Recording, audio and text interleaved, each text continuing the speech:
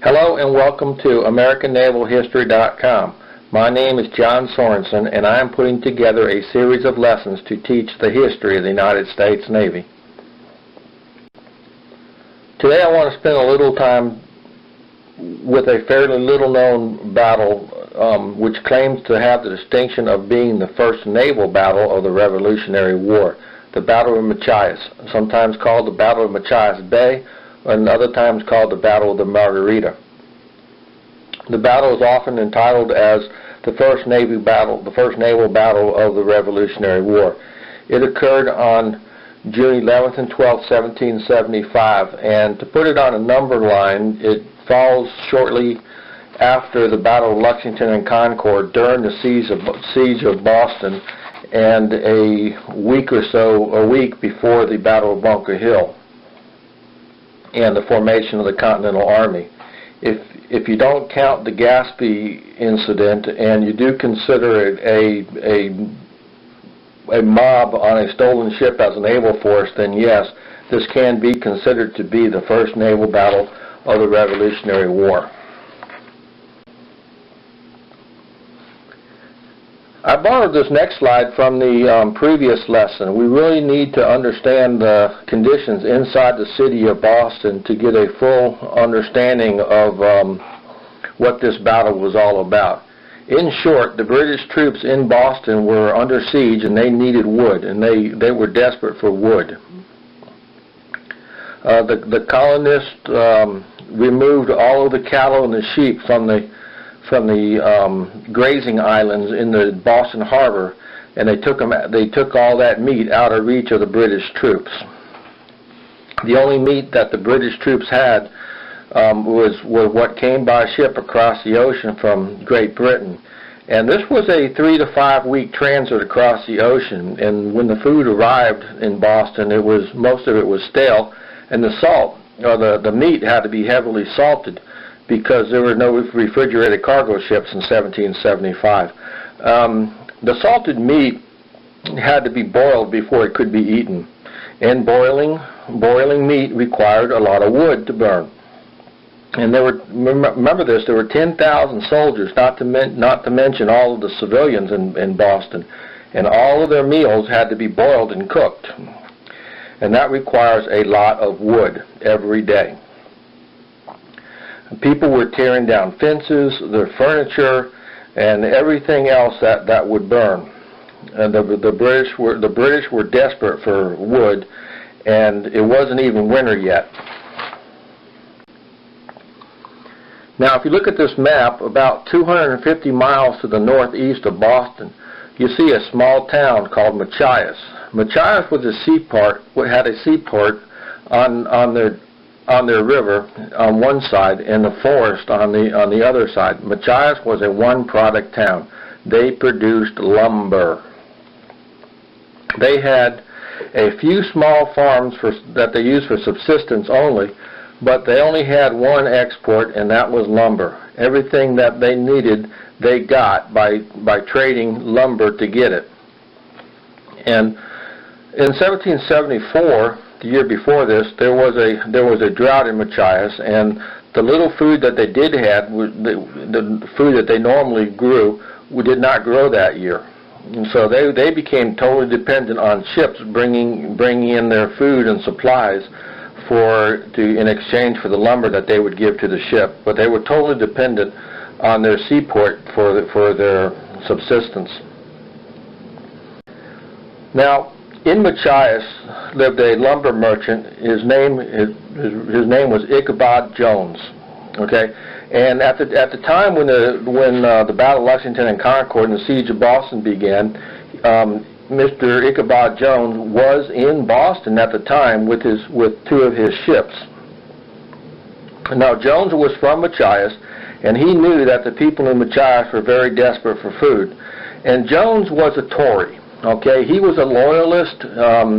He wanted Great Britain to win the Revolutionary War, and he was against the rebels. Okay, yes, he was an American, but there were those Americans that favored the British, and he was one of them.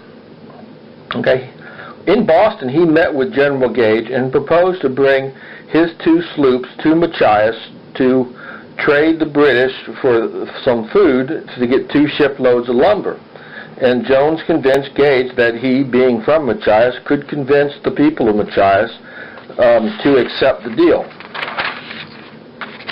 So Jones and Gage decided to go ahead with this plan, and just to be on the safe side, they would send a small, lightly armed British schooner alongside as an escort. Jones's 2 sloops, the Unity and the Polly, would go, and the British schooner that went along with them was the Margarita, commanded by a midshipman named James Moore. Okay, the plan was for Ichabod Jones to take his ships full of food from Boston to Machias, convince the citizens of Machias to trade their lumber for some of the food and provisions that he had on the ships, and then they were going to bring the lumber back to Boston for the British to use. That was the plan, really simple. But now let's look and see what actually happened. The Unity and the Polly and the Margarita arrived in Machias on June 2nd, 1775. The people in Machias, they had heard about Lexington and Concord and were pretty much well aware of the British situation in Boston. They knew that the British needed wood. They were not inclined to provide wood and lumber to the British. So they batted around for a few days, and on June 6th, the citizens met in the local tavern. It's called Burnham's Tavern. Here it is. To discuss the matter and then hold a vote. When they finally voted, they voted against selling the lumber to the British, even if it meant not getting the food and possibly having to abandon their homes. They still voted against giving the lumber to the British. Now, Mr. Ichabod Jones was not going to quit with a simple no vote.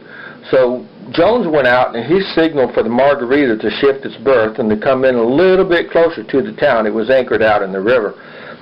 So they brought it in right next to the town. And once the people of Machias realized that their entire town was in range of the Margarita's cannons, they decided to go back into Burnham's Tavern and hold another vote. This time when they voted to allow the trade deal to go on as just exactly as Jones had proposed. Jones brought his ships to the dock, and the food was unloaded, and the food was sitting on the dock. After the food was unloaded from the ships, everybody started loading the lumber back onto the ships. Now, freeze right there. Let's look exactly what's happened. Now stop. We'll see exactly where we're at. Ichabod Jones was sent on a mission to trade some food for some lumber. And that is exactly what was happening. The lumber for the British desperately needed was actually being loaded onto his ships to go back to Boston. The food was off the ships, the lumber was being loaded, and all that Jones had to do was to let it finish being loaded onto his ships, then return his ships back to Boston. Then the mission would be complete and Jones would be a big hero. But that is when Ichabod Jones reaches in and snatches defeat right out of the jaws of victory. What Jones did at this instant was to insist that the food that they took off of his ships only be distributed to the citizens that voted in favor of the trade.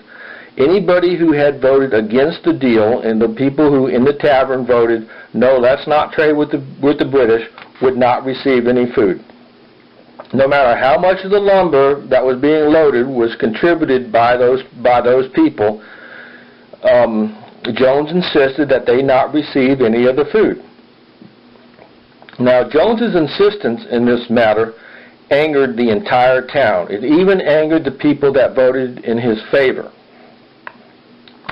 Now, he was just feeling a little cocky at the time, so he wanted to reach in and get some more.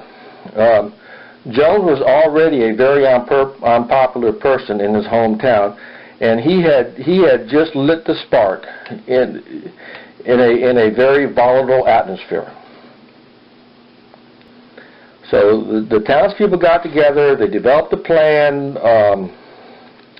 Some of the leaders of the town went to the nearby towns and got some of the militia members.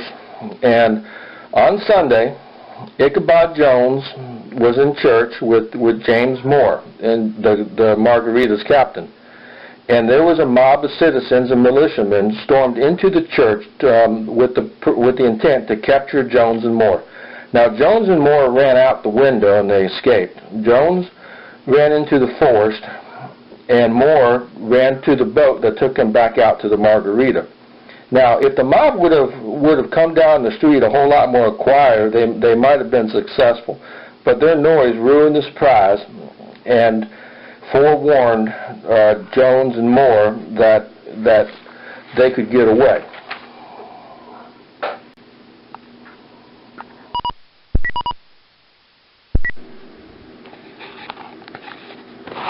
Now, when Moore made it back out to his ships, the townspeople were lining the shorelines of the river, shouting across to him, demanding that Moore surrender his ships. The rebels took control of the Unity and the Polly.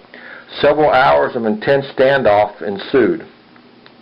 The Margarita was at anchor, the Polly was tied up at the dock, and the Unity was also at anchor, and it was very close to where the Margarita was. Okay, the shoreline was lined with armed men, and several small boats and even canoes were in the water, and they all were armed with muskets aimed at each other, and the small cannons aboard the Margarita was rammed and loaded. Moore refused to surrender all afternoon into the night. Now, you got to give it credit. A young midshipman given his very first command on a little simple mission like this, and he was totally outnumbered, he was outflanked, and he had no chance of getting out of the situation. But he wasn't going to surrender.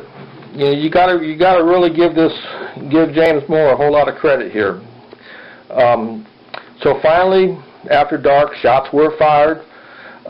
Shots fired at long range with muskets rarely ever hit their target, and none of these did this night. But after about an hour and a half, maybe some books say more than that, some books say less, Moore cut his cable and allowed the Margarita to drift downstream to a safe anchorage. Well, that safe anchorage didn't turn out to be so safe, because while they were at anchor about a half mile downstream, a group of Americans rowed their small boats to attack the Margarita. The attack failed, but the swivel gun, the small cannon that the Margarita had, did convince the attackers to go away. But the attack did one thing. It convinced Moore that he was in a no-win situation. He could not. There was no way he could get back the Polly or the Unity. Ichabod Jones had run off into the woods, and he didn't know where he was. Moore realized that he had only one option. Well, it was just to get out of there. So his plan was to get out of Dodge and not worry about the Unity, not worry about the Polly, not worry about getting any lumber, and not worry about Ichabod Jones. There was another ship at that anchorage that night, and Moore basically kidnapped the pilot of that ship. His name was Samuel Toby, and he piloted him to guide him out to sea. You can see on the map that the transit from Machias to the open ocean was a bit complex down that river and through the bay. Okay. And it did require, a ship required to have somebody on board with good local knowledge of where all the sandbars were and everything. And so they took Samuel Toby, kidnapped him, basically told him, yeah, you're coming with us and we need you as a guide. So they took the pilot,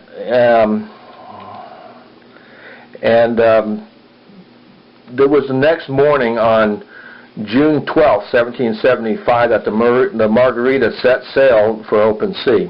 Now, back in Machias, the rebels had prepared the Unity and another local vessel called the Foul-Mouthed Packet for battle. Now, the Foul-Mouthed Packet, when the rebels or the mob went to the captain, it was just another ship that was in port. they went to the captain and said, "We need you to come with us. We're going after this British warship." And the captain said, "No, we're not going after that British warship." So the mob invited the captain to lead the ship, and the crew basically said, "No, can't do it, won't do it." And the mob invited the crew to lead the ship. And so the crew and the captain were taken ashore. The ship, the foul-mouthed packet, was taken over by the local people, the mob, and the foul-mouthed packet and the Unity set sail to chase after the Margarita. A gentleman named Jeremiah O'Brien commanded the Unity, and another one named Benjamin Foster commanded the foul-mouthed packet, and together they set out after the Margarita. And the Margarita, being a schooner, was somewhat slower than the two sloops that were in pursuit of it. But it had a good head start and probably would have made it away, except for during the chase, the Margarita jibbed away from the wind, and a stiff wind came up, and it busted the boom and the gaff. Now, the boom, everybody knows what a boom is. That's the bar across the bottom of the sail that shifts back and forth when you tack or when you jib. The gaff, think of it as when you have a four-sided sail, you need to have a boom up on top of the sail to hold the sail out, and that's called a gaff. It's basically like a boom, anyways, the boom and the gaff busted on the Margarita, and it lost its ability to hold its sail in place. So the Margarita was pretty much dead in the water, and but they were still in the bay, and Moore saw another ship at anchor in the bay, and he sent a boat over to it. Okay, the boat came back, and they had commandeered the boom and the gaff and the pilot from that other ship, and they were soon underway again. But so much time had been lost that the Unity and the foul-mouthed packet were within closing range. The two rebel vessels closed in and came alongside, one on the port side and one on the starboard side. And the British sailors fired their muskets at the Americans as they came over the gunwales onto the Margarita. And the Americans, they were armed with pitchforks and axes. They had control of the ship before the British could reload their muskets.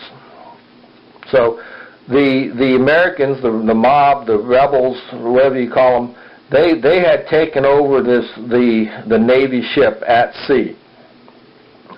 James Moore was wounded. He was captain of Margarita. Remember, he was wounded in the action and shot in the chest and the thigh, and he was taken back to a house in Machias, where he died the next day. In all, the British lost five men killed and 9 wounded, and the Americans lost 10 dead and 3 wounded, and the British lost the ship.